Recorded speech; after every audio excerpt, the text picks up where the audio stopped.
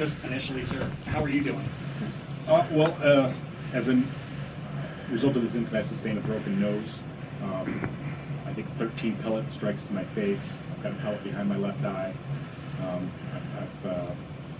apologize now. I've got some memory issues from the concussion and the traumatic brain injury I've suffered with this. I've also got limited vision in my left eye currently.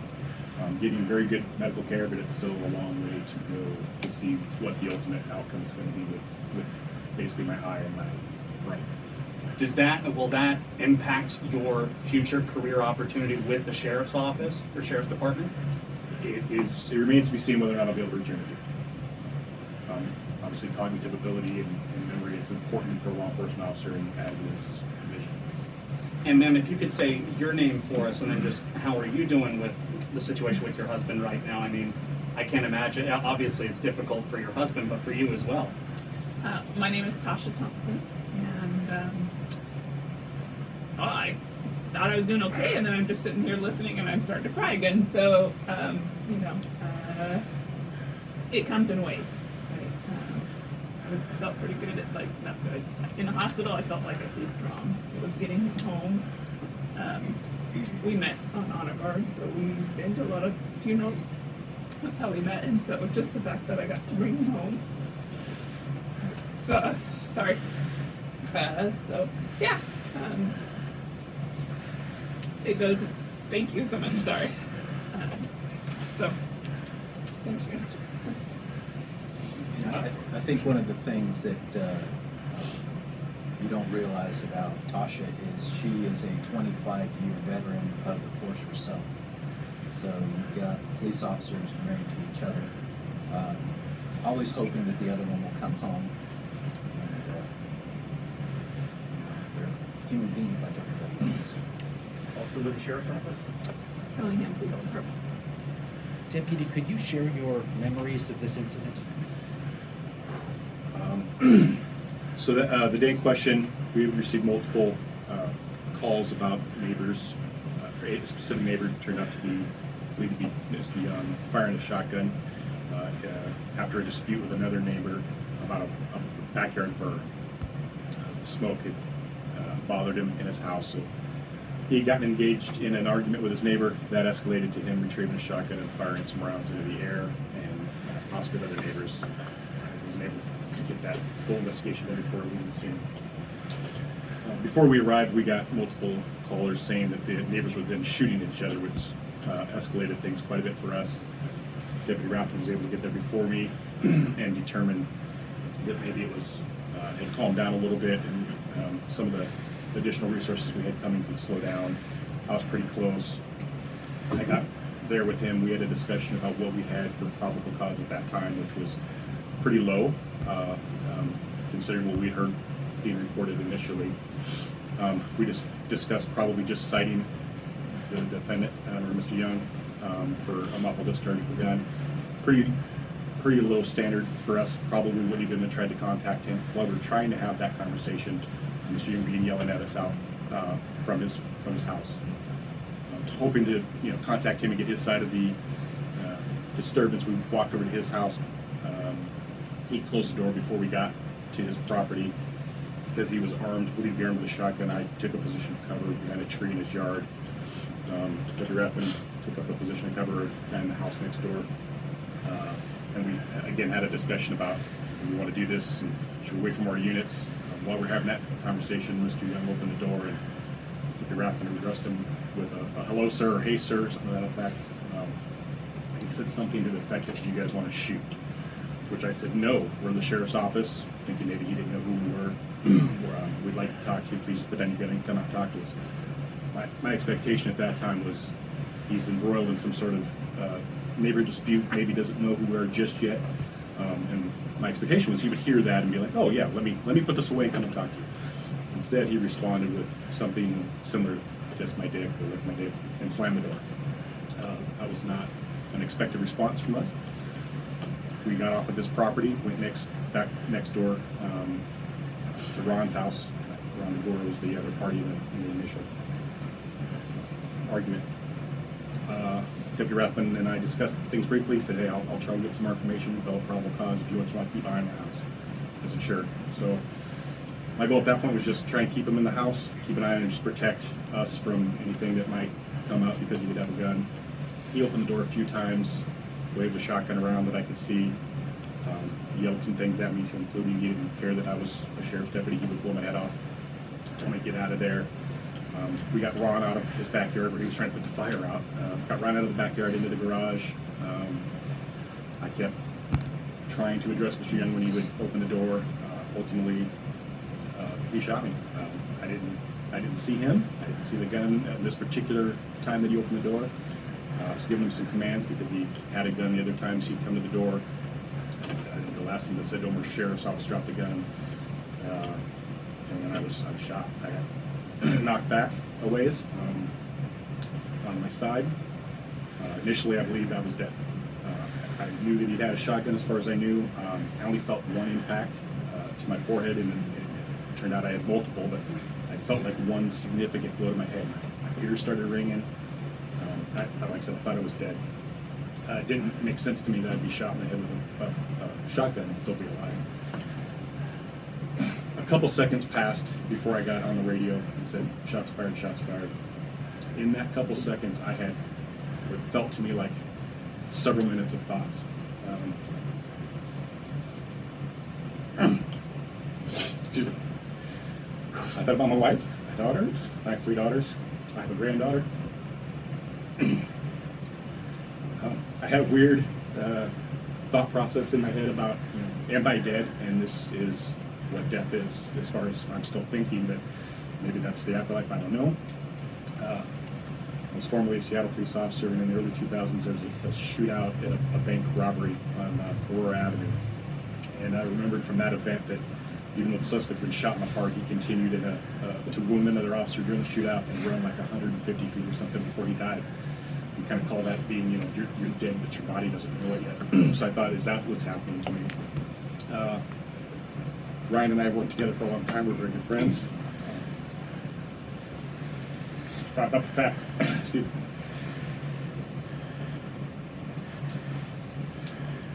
I thought about the fact that he's to see my body there.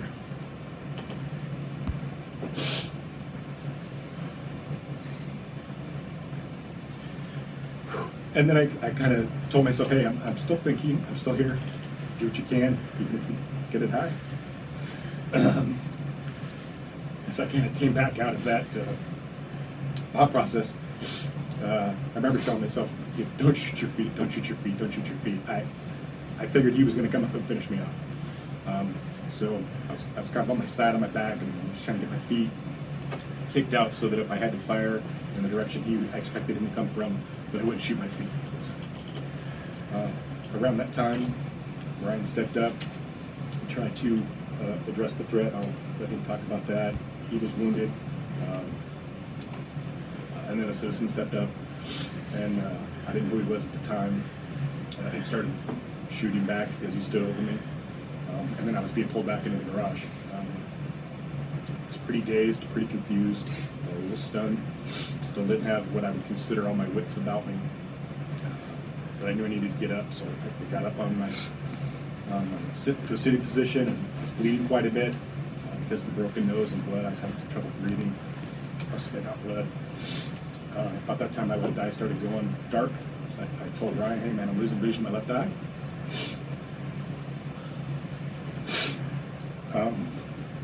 So that he would know I was compromised. Excuse me. So that he would know that I was compromised as far as from my fighting position. I managed to get to my knee, and we're communicating a little bit. He was keeping kind of a protective stance while we're just waiting for more units to get there and help us kind of keep the circumstance contained, and hopefully nobody else got hurt. Once another deputy got there, got a conversation going with him a little bit about how bad we were hurt, the direction the possible threat was, what we knew, which was pretty limited at that time.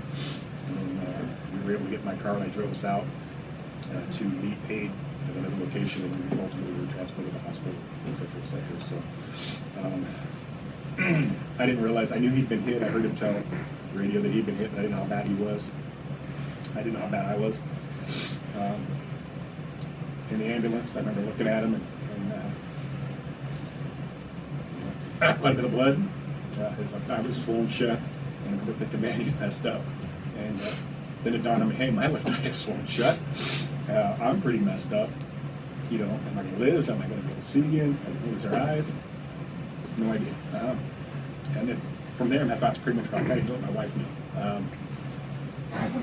Because she's, it's a fairly small community up there with the law enforcement. Most of us know each other pretty well. She, as mentioned, 25 years with Bellingham Police Department. She's pretty well known up there, and I knew that if she hadn't heard, she was going to hear it soon.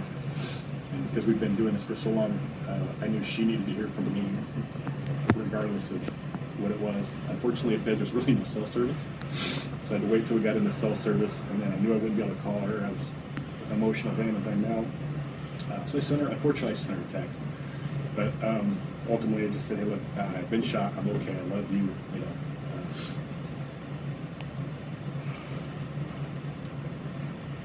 Not the best way to communicate, but I knew I wouldn't be able to handle a phone call. Back in the ambulance was pretty chaotic. We had 3 folks from Fire Station 14 taking care of us. Both of us back there is a little chaotic, and I just knew I would be able to hold it together for a phone call. But I knew she needed to hear from me that at least at that moment, I'm still alive, and I love her.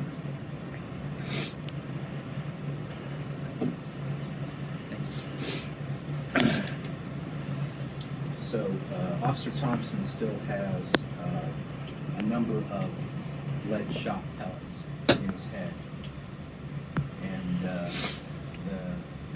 damage that those have caused, physical damage, is apparent from the photographs that we just handed you. But the long-term damage of what that's going to cause, as far as a traumatic brain injury, I believe Mr. or Deputy Thompson referred to it as getting hit in the face by a 2x4. We're still investigating the long-term damages, and we'll probably not know for a while. But from what we can tell, there's lead shot in both Officer Deputy Rathman and Deputy Thompson. Deputy Rathman. Do you want to still be a law enforcement officer? I've wanted to be a cop my entire life. I think before that, I wanted to be a scarecrow. I wanted to be a cop since I was about 5 years old. I've been fortunate to do it for law enforcement since '96. I started with the Department of Corrections. I worked there for 3 or 4 years, and I went to Seattle PD, where I was a Seattle police officer for almost 10 years before transferring to Whatcom County when I married my wife.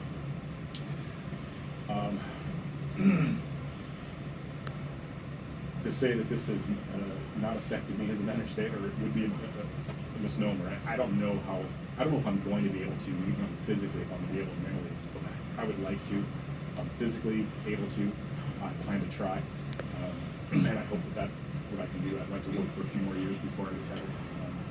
But we'll have to wait and see if that's possible. And just so I have it on tape, you drove both of you out. Yes. And we were lucky enough to. I drive a sheriff. I'm sheriff vehicle. It's a Chevy Tahoe, so it's got a fairly good sized back seat. So I knew I would have room for Ryan. And once we determined that we were both pretty well banged up, I was like, well, it's my car. I'll just drive it. So I drove out. I was able to tell our dispatcher that we were self-extricating the fire. They could meet us at the fire hall with gunshot wounds, and another incoming deputy said, hey, we're behind fire, this is where we're at. And it turns out they were pretty close, so I only had to drive a couple blocks out to where we met fire, which also stopped them from coming to the scene, which, again, the folks at Fire Station 14, we're both neighborhood deputies in that area. It's a rural part of the county, and our office is in their fire hall. So we talk to these men and women every day, most of them are volunteers. So, when we got in the back of the ambulance, it was not only for them, it was, obviously we're pretty messed up. For them, it was not only are we dealing with 2 gunshot wounds to the head, but they know us. So they were rattled as well, and they did a great job. It was very good. So, but I was glad they didn't go to the scene, because they would come back to the scene for us. That's the relationship we have with them. Before we pass on the microphone, would you be able to address the citizen who stepped up to help and to say a couple of words about that? Well, there was a couple, two in my understanding, and then again, I may have a rattled memory for it, but at least two that I understand returned fire on our behalf. I would like to believe that Ryan and I would have won that confrontation regardless, but I don't know how well that would have worked out without them. To save and to have citizens step up with no protection, at least we have vests and training and are trained to respond to these kind of things. Was incredible. The outpouring of support from our community has been amazing, and the fact that they would even step up and put themselves in danger for us. Speaks very highly of the neighborhood that we have there. We also had a couple folks giving us first aid. I mean, I mentioned Ron, the homeowner, he was trying to take his shirt off to give it to me for a bandage. They provided us with some basic first aid supplies, helped us address those things. It would have potentially been a lot worse without them there. So, also I mentioned another deputy came to, the next deputy that got there, once he assessed the circumstances and we knew more backup was still a few minutes out, he assessed kind of where we were at, says, you guys need to get out of here. I'm okay with these guys, which speaks very highly again of the people that stepped up and the demeanor that they had, that a deputy just rolling into that circumstance that didn't know that they had already shot, was okay standing by with them so we could get out and get some aid. It's pretty incredible. Would you mind just kind of off the top of the same first question, how are you doing right now? I am still actively recovering, in a lot of pain. I had emergency surgery to repair my left eye. It was directly impacted, hit with a bird shot with a pellet entering my eye. Luckily, I was transferred to Harborview Medical Center the night of the 10th, and they were able to save the actual globe of my eyeball. So I do have my own eye. With that, I had a fractured orbital, the bottom of my orbital, numerous impacts of bird shot on my face, bird shot into my sinuses, and on my hands and arms as well. So I'm still recovering from fractures to my face and my left hand. I'm in, pain still currently, and it's been ongoing. And I've had my second eye surgery. The last one was a week ago yesterday. The prognosis for my eyeball, excellent. For my sight, completely unknown. And surgeries in the future are likely. I couldn't tell you how many or when. That's up to my medical team, who's been amazing, by the way. Everybody, from the moment of the incident to this follow-on care I've gotten. But that's where I'm at physically. For you personally, why is it important to file this lawsuit against the defendant here, against Mr. Young? Why for you personally did you want to pursue this? For me, it is about accountability. I'm a human. I'm a father. I'm a son. I have my beautiful fiance here with me. I'm a person. I go to work every day. I'm proud to work for the Whatcom County Sheriff's Office. I'm proud to be a law enforcement officer, but I put on that uniform every day to go serve the community, to protect others, to protect my brothers and sisters that I work with, and to be attacked like this and basically victimized. What that does, to me, what it does to my best friend, my family, it's unacceptable. It's also affected the community, affected other law enforcement officers I work with. To me, this lawsuit sends the message that we're not just here to put on a badge and go to work and be, you know, you're the backstop for your gunfighter. We're not here to be your victim. We're not going to continue to be, and we're going to hold you accountable to the laws of the state of Washington. That's what it's all about to me. Well said. Can you talk about just the ongoing trauma that I'm sure you still suffer to this day? You know, there's, with a lot of experience and time and training, you learn a lot of coping mechanisms to deal with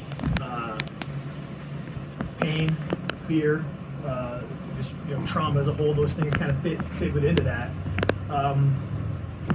It's my fears are for my family, my daughters, my fiance, how it's going to affect their daily life, their future. For me, I have my concerns about. Obviously, I don't have the closed head injury and the other medical issues that Deputy Thompson has, but I do have the fear of how it's going to affect me emotionally moving forward, especially in similar circumstances, other things like that, where you know, in this incident, the way we were able to deal with it before, during, and after was, I believe, exceptional. And but what does that look like in the future going forward with you know, post-traumatic stress and other things like that? So those are things that I'll be working through with my family and professionals and myself. But that's a big unknown. And can you share a bit about how things unfolded from your perspective? At least you had to see your partner be shot. Yeah. Basically, everything Deputy Thompson said is right in line with my recollection of the incident. I can say that I did arrive on scene first. I responded alone initially with backup coming, because sometimes things are as bad as they sound like on the radio. Other times they're not. If there was a gunfight in the street, I didn't want anybody being hurt, right? And that would be something that I would have to act on alone if it was that dramatic, an active shooter type situation in a neighborhood. I arrived, and that wasn't the case. There wasn't that type of chaos, and so I just, you know, calmly and quietly attempted to come up and you know, contact the involved parties, Mr. DeBoer, one of the victims, the neighbor who was burning, and then the neighbors beside him. So he was relatively calm. I was able to start investigating the situation, trying to get some facts together so that when Deputy Thompson arrived, Jay and I could deal with this together, right? I feel like with Ron being calm, I was able to keep the situation calmed and from escalating further. Mr. Young hadn't inserted himself into, you know, what I was doing at that time yet. So, you know, with that time, as I was waiting for Deputy Thompson, I was able to talk to Mr. DeBoer. I was able to talk to the neighbors, the ones who came to our defense, who were in fact highly agitated and very, very fired up. Luckily, like you mentioned, we are the Foothills neighborhood deputies who serve Maple Falls. And so having a personal relationship with them from multiple previous law enforcement contacts and just policing that community, I was able to, you know, calm them down, assure them we'd be, you know, looking into it, resolving the situation as information came in. And then basically, in my attempts with divided attention, Deputy Thompson took the lead in covering the house and just ensuring that Mr. Young stayed put, right? We didn't want to engage with him. We didn't want to have him ramp up his behavior for aggression, and we certainly didn't want to reintroduce him back into the community, especially with a shotgun. So as I was continuing to investigate, get more information, that's when I heard a commotion at the front door, noise. I saw Jay behind cover at the garage door, and I started hustling back toward him, just, you know, just to have it, just to be there. Obviously, should he come out? Should he give up? Should we if he was going to be contact and be the officer, the deputy to speak to him, I wanted to be there to cover him. And as I walked up, he clearly advised him that we were at the sheriff's office, dropped the gun, and the next thing I heard was a gunshot. Obviously, it's a shotgun blast. I saw my best friend go flying backwards. As I approached him, I didn't know at that moment if he was dead or alive. And I didn't know what else was going to come after that. I immediately pressed toward Jay and saw that he was seated up. I heard him yell out in pain. So for me, just to hear him be able to even just scream is, you know, someone's alive, right? So that, as awful as it sounds, was heartening because I knew he was alive. To which point, I decided it would be best to try and force Mr. Young back into the residence and to de-escalate the situation. Put some directed fire there to keep him from continuing to fire on us, which didn't happen. As I was stepping forward to do that to protect Jay, I was shot in the face, which instantly knocked me backwards. I stumbled back several paces past him. I definitely had to shake off that injury, get my wits back about me. At which time, the neighbor, Cody, his last name's escaping me, sorry, had already stepped up in front of Deputy Thompson and was firing into the home. And it's at that point that I grabbed Jay and drug him back into the garage to try and treat him, assess what was going on. At that point, he had come to some, obviously was bleeding profusely all around his head and face, but was talking, was alert and oriented, and we were able to converse. I was able to clear my head and then step back out and try and maintain some semblance of control of the situation. Fortunately, Jesse and Cody, the neighbors, stepped up to assist us, trying to get them, make sure they were behind cover, get them back a little more. When our backup arrived, when Deputy Wood arrived, and I'm thankful that it was him, somebody I have full trust and faith in, that we could turn that scene over and work on extricating ourselves, getting ourselves out of there. So it was very chaotic. It's still interesting to relive, think about, compartmentalize, and discuss, but those are kind of the phases of that we both relate to you. That's my recollection of it to that point. A couple of times you described Deputy Thompson as your best friend. Can you tell us about your relationship, how long you worked together? He's a little older than me, but we basically got hired at the Whatcom Sheriff's Office around the same time.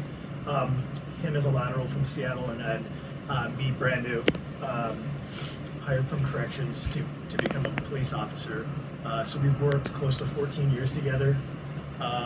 After about 4.5 years into my career, or 5.5, I guess, when Jay joined, we were members of the criminal interdiction team at the sheriff's office, proactive patrol unit, and we worked together every day for 4 years, and that's when our friendship really, formed even more than just, law enforcement brotherhood. Just working that closely with somebody in that dynamic of a law enforcement position, and we did that. And then, fortunately, at the beginning of this year, Deputy Thompson was allowed to come up and be my partner in Maple Falls as one of the foot neighborhood deputies. So we got to work together again directly. But we've been working together all these years. What is something like this incident do to a friendship like that? Well, it makes you not take it for granted.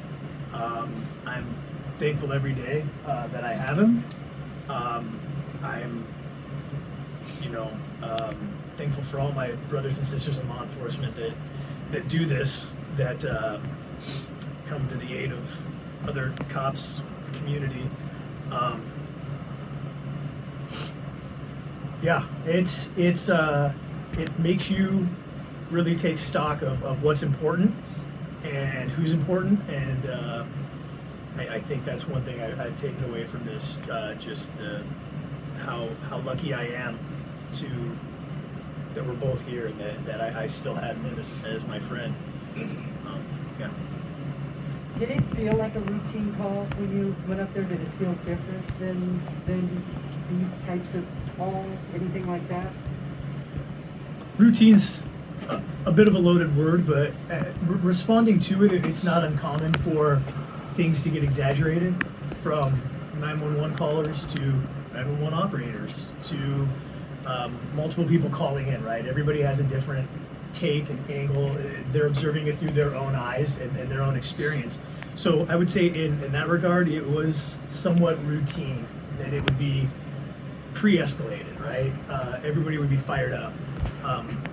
To get there and see it wasn't, and then it seemed relatively standard until we met with the reaction from Mr. Young, and the highly intoxicated, highly agitated, and aggressive nature of that interaction was anything but normal. And I think that's when our take on that started to change. And also as we learned of the severity of the threats he made to kill neighbors, and was pointing shotgun at them. So that's when things ceased to be routine. How has the community been to both of you through all of this? It's beyond words, beyond expectation. I had no expectations. I'll steal Deputy Thompson's word. It's humbling. The outpouring of support from everybody, not just in our local community or local law enforcement, but statewide, nationwide. It's been a lot, and when I say a lot, I mean just in a good way. But it's emotional to think about that. So we're definitely feeling the love and support, both of us. Deputy, you talked about getting your wits back about you. You've seen your best friend shot. You've been shot. In that moment, how can you, I mean, you're in a crisis situation. How are you able to pull it together and keep moving forward? Fortunately for me, I've had 14 years working for an agency with amazing training programs. I have myself been in multiple critical incidences, so there's that to fall back on. But the education and training I've received from the Whatcom County Sheriff's Office and the brothers and sisters that I train with is that you fall back to your training. You react to what you've been trained to do. So for me, that's what it was. And when it's almost not a thought. You just do what you're trained to do. You respond how you're trained to respond. I teach TCCC, which is Tactical Combat Casualty Care. Been teaching that for well over a decade, and you know, providing aid, officer rescue and stuff like that is something that we've been training well before the criminal justice training centers, you know, rolled it out as I-940 requirements. So it's just all the reactions that Deputy Thompson had, the reactions I had, are just things ingrained in us from our time. That's how that happens. Mr. Horn, if I could move the microphones over to you, I was just really something that I'm hoping to get out of this lawsuit. If you could talk a little bit about the request for relief, just some of the damages that the deputies are hoping that are seeking through this lawsuit. Right. Well, with any personal injury suit, and this is a personal injury suit, typically personal injury suits occur as a result of negligence. Doing what a reasonable person would not do, or not doing what a reasonable person would do. This is an intentional assault. It's an assault and battery. The damages are the same. The damages are past medical, future medical, past pain and suffering, future pain and suffering, past economic loss, future economic loss.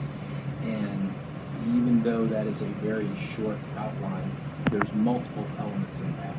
And there's multiple parts of the investigation that we have to support by a preponderance of the evidence. In the criminal standard, you've got beyond a reasonable doubt, as it should be.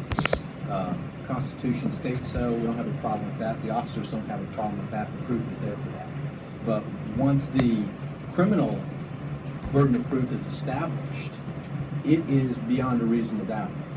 So that judgment, that finding, will relieve us of the legal burden of merely proving it by a preponderance of the evidence. And that's called collateral estoppel. Those issues have been established. Now we simply talk about the damage element, and we prove the damages by a preponderance of the evidence as well. And have you estimated financially how much that is yet?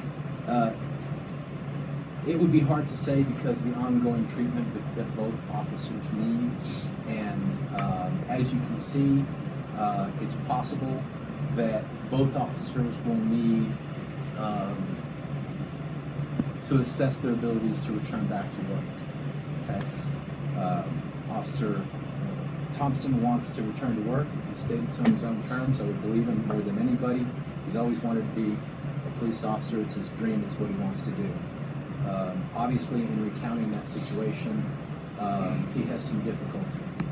And I think Deputy Rathbun can compartmentalize right now better. This office handles a number of wartime, post-traumatic stress disorder cases from the Afghanistan war, from Iraq. So we're familiar with post-traumatic stress disorder as well as the future medical treatment, physical medical treatment that they need. We have some very, very grave concerns about the permanency of the lead shot that is in both officers right now. As any hunter knows, we're going away from lead shot because it pollutes the environment. That lead shot is directly polluting both of these officers physically right now. So we have some serious concerns about the long-term effects of lead shot. Do you know if the defendant has assets that would tap into a matter like this? Does that matter? I can tell you what we know. We know that he possessed the house, from what we can tell. He was the owner of the house. Our preliminary investigation shows it may have been quitclaim to him. That doesn't mean a whole lot to people who are trying to secure clear title to something. It means you're given whatever that other person has. But we are looking at securing a lien on the property itself and going after absolutely every asset, every policy, everything that Joel Young has. And anybody responsible for selling him the gun wrongfully, whether it's a gun store, an individual who gave it to him illegally or sold it to him illegally. We have very serious gun laws in Washington that prohibit the unauthorized sale under the new red flag laws that passed several years ago. So there could be several potential defendants that we find got Joel Young his firearms without proper authority. Sorry, do you know that yet, or is that We don't know, that you're still but that is an outline in my course of investigation that we're not going to peek under one rock. We're going to peek under all the rocks. Is there a dollar amount listed in the suit? There is a dollar amount that's required by Washington pleading rules of over $100,000. Anything under $100,000 has mandatory arbitration. This is obviously a case that is well above $100,000 per officer. And are the spouses or fiance included as well? The legally, unfortunately, Mr. Rathbun, Jessica is not part of that because legally she's not a spouse, but Tasha is. They've been married for quite a long time. So yeah, that's the status. So the 100,000 is just sort of a benchmark number that you just. We have to plead that in order to comply with Washington state rules to say we don't belong in mandatory arbitration. It's up to a judge or jury to decide. It'll be up to a judge and jury. Yeah, certainly. Is it a concern that both of these gentlemen are gonna need money in the future for care, that when this is settled, that will, that there just isn't enough money to take care of these guys the rest of their lives? We don't know if it's a concern right now, but both deputies were injured in the line of duty. That automatically makes them eligible for L&I. And then those L&I benefits will have a lien on whatever assets or recovery we have. So that's kind of a complex and really premature evaluation to try to make. But we get started when we start digging up resources, potential defendants, and anybody who could be responsible for getting a gun to somebody who shoots police officers. Can you explain why you have legal reason to believe Joel Young obtained that shotgun illegally? We don't have reason to believe that right now. We don't have any investigation on Joel Young thus far. But he got them. We'll get the serial numbers and we'll track them down. What if he purchased them legally?